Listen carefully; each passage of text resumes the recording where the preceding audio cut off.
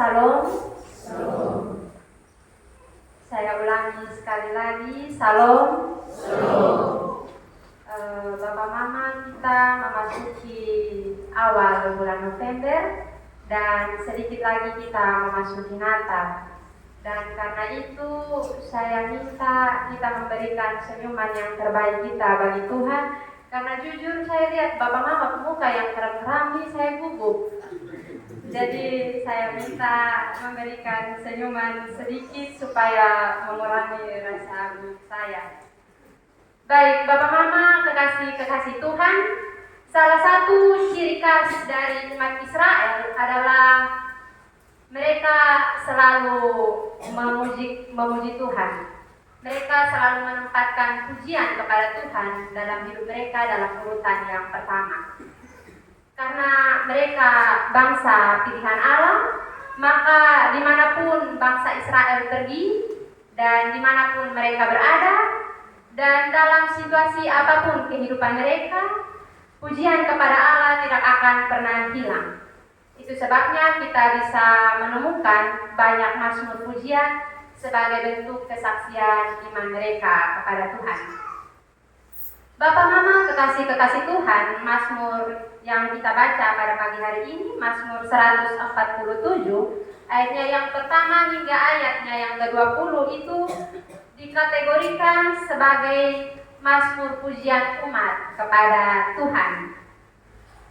Bapak Mama, ada beberapa alasan yang saya catat kenapa Daud mengajak umat percaya untuk memuji Allah. Alasan yang pertama itu, Allah itu sang Khalik atau pencipta alam semesta dan segala isinya. Itu kita bisa baca dalam ayatnya yang pertama hingga ayatnya yang ke-6. Allah menciptakan semesta dan isinya dengan sangat baik dan sempurna sesuai dengan kebijaksanaan Tuhan. Dia menciptakan benda-benda penerang di angkasa yang luas. Allah sang pencipta itu juga adalah Allah penguasa dan juga Allah sang penyelamat alam semesta. Jadi ketika Tuhan menciptakan alam semesta dan segala isinya, tidak berhenti sampai di situ, tetapi Allah juga terus mengontrol, memelihara dan merawat semua ciptaannya.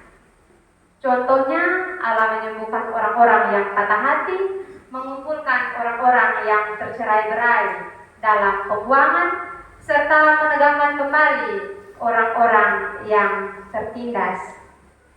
Dengan demikian jelas Bapak Mama bahwa Allah sang Khalik atau Allah sang pencipta, dia juga adalah sang penebus bagi segala ciptaannya. Alasan yang kedua Bapak Mama adalah Allah sang Khalik itu adalah Allah yang memberi hidup dan memelihara hidup segala makhluknya. Allah sendiri memelihara segala ciptaannya dengan sangat sempurna. Pemeliharaan Allah itu terjadi dalam berbagai cara. Yang pertama, dia menyediakan makanan bagi semua makhluk. Bapak Mama, kekasih Tuhan, menurut saya, ini pandangan pribadi saya, bukan tanpa alasan Tuhan pada hari pertama dia menciptakan terang, dan pada hari kedua dan ketiga dan seterusnya dia menyiapkan wadah bagi ciptaannya. Kalau pada hari pertama Tuhan langsung menciptakan manusia, maka tidak ada pemeliharaan Allah di sana, karena belum ada apa-apa, masih kosong, masih gelap. Karena itu menurut saya Tuhan memelihara ciptaannya dengan sangat baik, dengan cara dia menyediakan wadah atau menciptakan wadah untuk semua ciptaannya terlebih dahulu. Dia menyediakan makanan, dia menyediakan tumbuhan, dia menumbuhkan tumbuhan, dan kemudian dia menaruh ciptaannya. Itu sebagai bentuk pemeliharaan Allah. Dicatat dengan jelas dalam bacaan kita bahwa bahkan anak gagak yang biasa ditinggalkan oleh induknya saja diberi makan oleh Allah. Kalau begitu, bagaimana dengan manusia? Tentu dia sendiri sangat peduli dan sangat memelihara ciptaannya sendiri yang diciptakan menurut gambar dan rupanya. Ia juga menjamin keamanan kota sehingga penduduk kota boleh bertahan hidup di kota itu. Dia juga mengatur dan mengontrol siklus alam dengan sangat baik. Bapak Mama bisa kita bayangkan siang dan malam yang datang secara berganti itu terjadi dengan sangat teratur. Matahari menyinari bumi dan bulan menerangi bumi pada waktu malam itu terjadi dengan sangat teratur. Itu bukan secara kebetulan, tetapi karena ada Tuhan yang mengontrol setiap ciptaannya dan karena ada Tuhan yang memelihara segenap ciptaannya. Bapak Mama kekasih-kekasih Tuhan, dalam kalender gerejawi Gemini, bulan November ditetapkan sebagai bulan lingkungan hidup. Lantas pesan apakah yang hendak Tuhan perdengarkan bagi orang percaya masa kini dalam memperingati bulan lingkungan ini? Ada dua hal yang saya catat Bapak Mama. Yang pertama, pujilah Allah Sang Khalik kehidupan. Sebagaimana dalam bacaan kita, pertama-tama kita akan menemukan kalimat, sungguh bermazmur bagi Allah kita itu baik. Allah haruslah menjadi satu-satunya Allah yang patut menerima pujian dalam hidup orang percaya. Seperti bangsa Israel yang diundang untuk memuji Allah, demikian juga orang percaya masa kini yang juga diundang untuk memuji dan memuliakan Tuhan dalam setiap aspek kehidupan kita. Namun yang terjadi Bapak Mama, terkadang dalam kehidupan kita baru memuji Tuhan ketika kita mendapatkan sesuatu yang kita minta kepada Tuhan, atau sesuatu permohonan yang sudah kita sampaikan kepada Dia dan dikabulkan, barulah pada saat itu kita mulai memuji Tuhan. Jarang sekali ada orang yang mau tetap memuji Tuhan ketika dia berada dalam titik terendah dalam kehidupannya. Jarang Bapak Mama.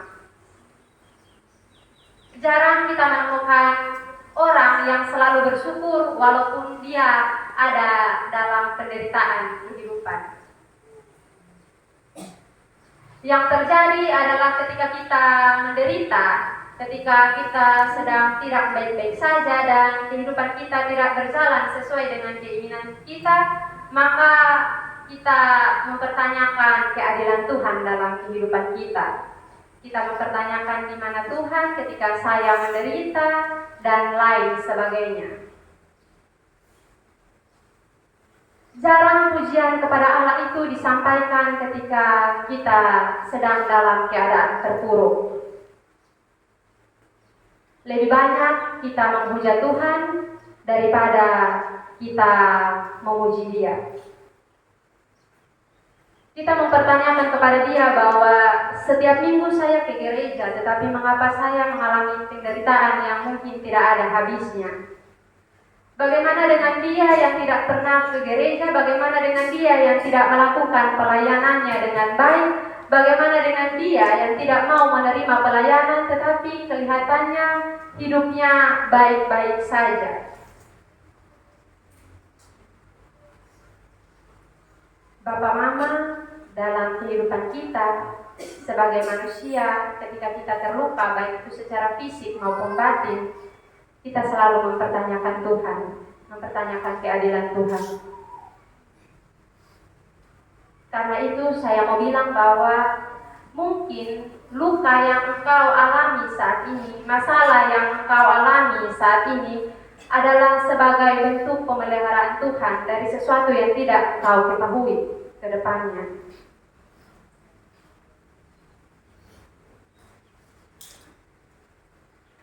Tangisan yang engkau sampaikan kepada Tuhan karena masalah yang begitu berat, mungkin itu juga sebagai bentuk pemeliharaan Tuhan dalam hidupmu.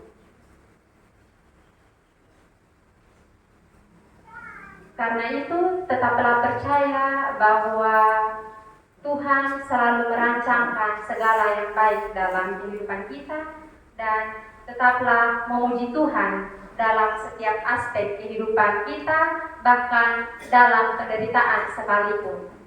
Karena dalam penderitaan sekalipun, kalau kita jeli, kita bisa melihat Tuhan ada di sana.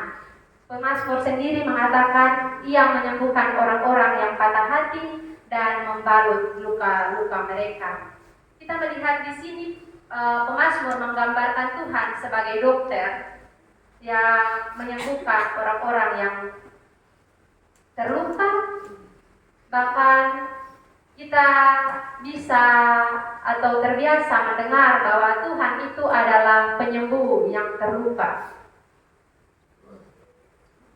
Dia akan menyembuhkan setiap detai lukamu dengan sangat baik, meskipun dia juga terluka karena kita yang ketika kita sudah sembuh kita mengabaikan dia. Karena itu pemazmur dengan tegas mengatakan bahwa pujilah Tuhan dalam setiap hidupmu, dalam situasi apapun itu, hendaklah pujian kita kepada Tuhan jangan pernah hilang. Yang kedua, Allah dalam Yesus Kristus adalah pemelihara atas kehidupan kita. Bapak Mama kekasih-kekasih Tuhan, poin kedua ini mengandung makna yang ganda. Yang pertama, kita tidak perlu ragu dan khawatir atas hidup dan masa depan kita sebagai manusia. Hidup dan masa depan orang percaya berlangsung dalam kasih dan kemurahan Tuhan yang selalu mencukupkan kita dengan berkat-berkat-Nya. Maka marilah kita menyerahkan kendali kehidupan kita ke dalam pemeliharaan Tuhan dan percaya bahwa apapun yang Tuhan kerjakan dalam kehidupan ini selalu baik adanya.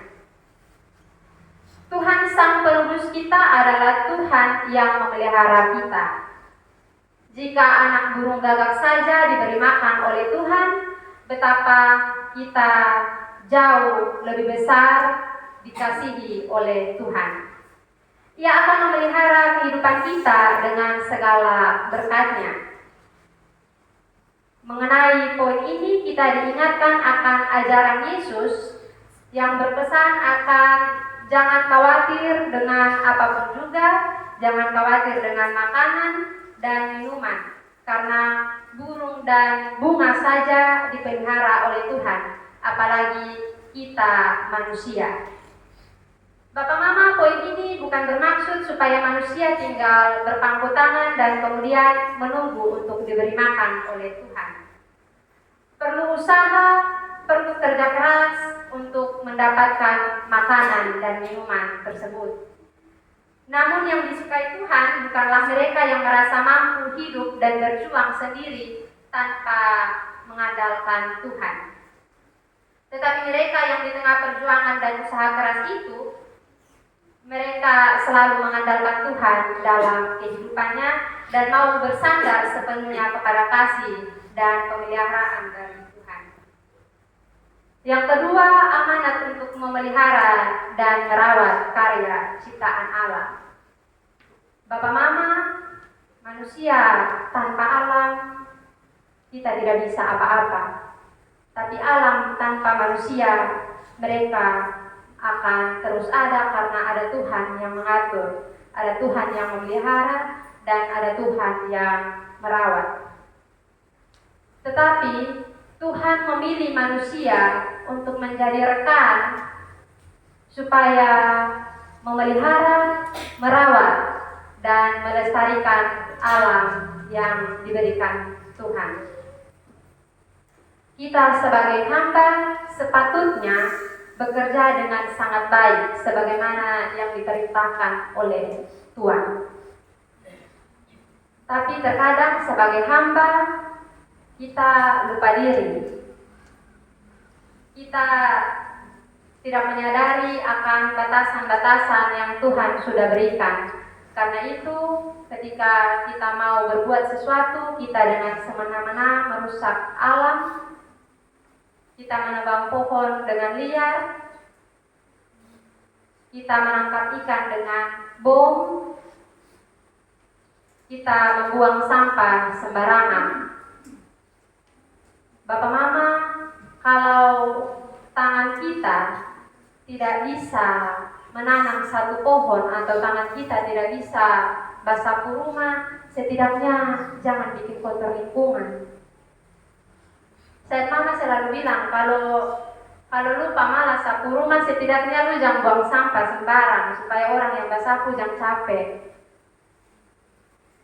Kalau ketemu tangan sonde tahu tanam pohon, sonde tahu siram tanaman, sedikit tidaknya kalau ada orang pun tanaman, lu jangan dipetik-petik dia pun daun sembarang. Itu yang saya Mama selalu sampaikan kepada saya, sehingga kalau bangun pagi saya takut kalau tidak sapu rumah, karena saya kadang sampah dalam kamar itu banyak. Jadi kalau Mama masuk di kamar dan lihat sampah begitu banyak, sudah tahu sapu rumah tapi buang sampah terlalu cepat. Dan karena itu pesan ini saya kira juga masuk untuk kita pada saat ini, karena kita sedang merayakan bulan lingkungan. Jadi kalau untuk angkat itu gula-gula yang kita makan di dalam ruangan gereja, terus kita kasih masuk di bangku itu susah, jangan buang di luar lah supaya poster jangan capek untuk tiba sapu. Setidaknya kita juga ada usaha untuk melestarikan, untuk merawat kita punya lingkungan supaya tetap terjaga dengan baik. Tugas memelihara dan merawat alam ciptaan Allah itu bertujuan agar kehidupan semua makhluk tetap terpelihara dalam hubungan yang harmonis kepada Allah. Kehidupan umat Allah selalu ada dalam 3 relasi tadi, Tuhan, sesama, dan lingkungan. Karena itu, mari kita menjaga keharmonisan kehidupan kita, sehingga kita tetap menjaga kebersihan, sehingga ketika hujan datang potong sonde kewalahan dan banjir karena terlalu banyak sampah yang berserakan, karena terlalu banyak sampah di selokan dan lain sebagainya. Di bulan lingkungan ini hendaknya kita ingat, jangan abai dan semena-mena bahkan merusak alam ciptaan Allah sehingga iman kita menjadi pincang. Sikap iman yang abai akan keselamatan lingkungan akan membuat kita tidak lagi memuji Allah dalam kata dan juga tindakan. Karena itu dalam bulan lingkungan ini, dan menurut tema yang hari ini diberikan oleh Sinode, memuji Allah Sang Pemelihara, baiklah kita memuji Allah Sang Pemelihara itu bukan hanya melalui kata, bukan hanya melalui pujian yang kita sampaikan setiap saat kepada Tuhan, tetapi juga dengan aksi nyata yang selalu kita lakukan dalam kehidupan sehari-hari. Sikap iman yang benar ialah menempatkan semua hubungan dalam pemeliharaan dan karya penyelamatan Allah di dalam Yesus Kristus, tidak hanya dengan kata dan pujian, tetapi juga melalui tindakan kita sehari-hari. Kiranya Tuhan memberkati kita melalui firman-Nya. Amin untuk firman Tuhan.